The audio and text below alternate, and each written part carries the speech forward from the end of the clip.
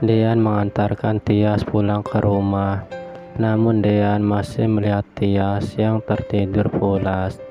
Dan Dean pun langsung membangunkan Tias kalau sekarang udah sampai di depan rumah Tias. Namun tiba-tiba Tias terkejut kalau di depan rumahnya ada mobil bapaknya Tias. Dan benar saja kalau kedua orang tua Tias telah menunggu Tias pulang. Dan Pak Sigit pun mengatakan kepada Tias kalau Tias harus mengatakan yang sejujurnya, kalau Tias itu bekerja sebagai penari di dalam kafe. Dan Tias pun akhirnya mengakui kesalahannya, telah berbohong kepada kedua orang tuanya. Karena Tias takut kalau bilang sejujurnya, takut kedua orang tuanya tidak mengizinkan Tias untuk bekerja sebagai penari. Dan Pak Sigit pun berkata kepada Tias, memang jelas pasti tidak mengizinkan karena risikonya sangat besar. Dan bahkan Pak Sigit bisa mencarikan pekerjaan yang lebih baik untuk Tias. Dan hingga akhirnya Tias pun langsung minta maaf kepada bapaknya dan berjanji tidak akan untuk mengulangi lagi kesalahannya.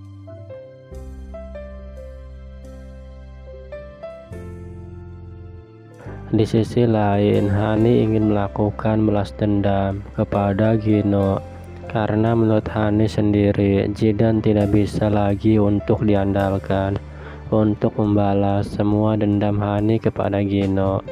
Maka dari itu, Hani pun ingin melakukan balas dendam itu sendiri tanpa minta bantuan kepada Jidan. Sementara itu, Jidan pun merasa kehilangan Hani dan ingin mencari keberadaan Hani. Dan bahkan Jidan pun takut kalau sampai Hani pulang ke rumahnya. Dan akhirnya Jidan pun berhasil melacak keberadaan Hani saat ini dan tahu kalau Hani sekarang ini tinggal di hotel. Di sisi lain, Pak Sigit dan Dean yang saat ini sedang makan sarapan pagi bareng.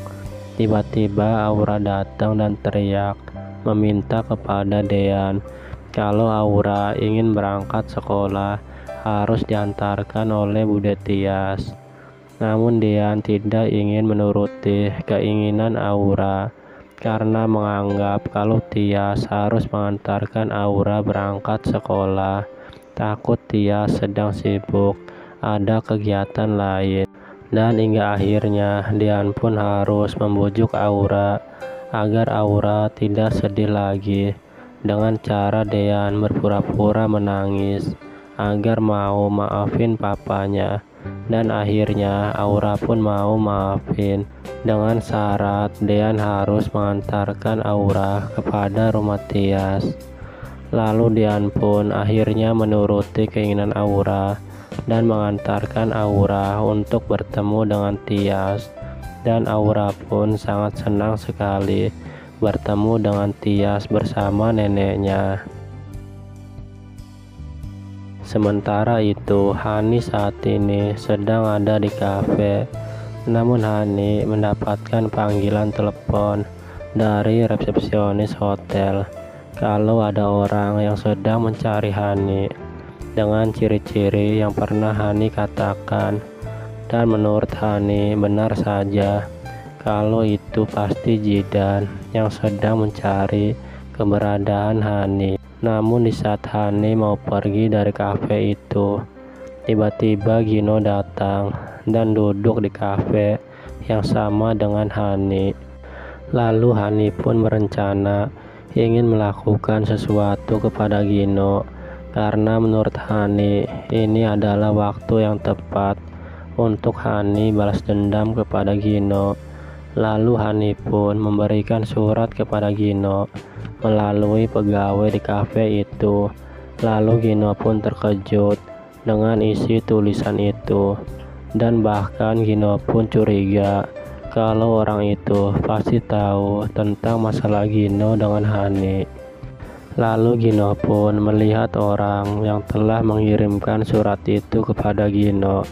sehingga Gino harus mengejar dan ingin tahu siapa orang itu.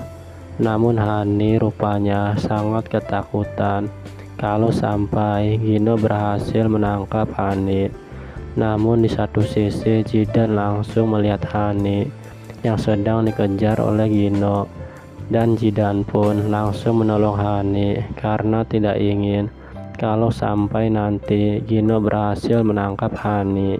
Lalu Jidan pun berhasil menghalangi Gino dengan cara mepet Gino dengan mobil Jidan. Lalu Jidan pun langsung turun dari mobil dan menghalangi Gino yang akan mengejar Hani itu. Namun Hani hanya melihat dari kejauhan setelah tahu kalau Jidan berhasil menghalangi Gino, dan cerita pun bersambung. Saksikan terus Naik Ranjang yang tayang setiap hari. Saya ucapkan terima kasih banyak.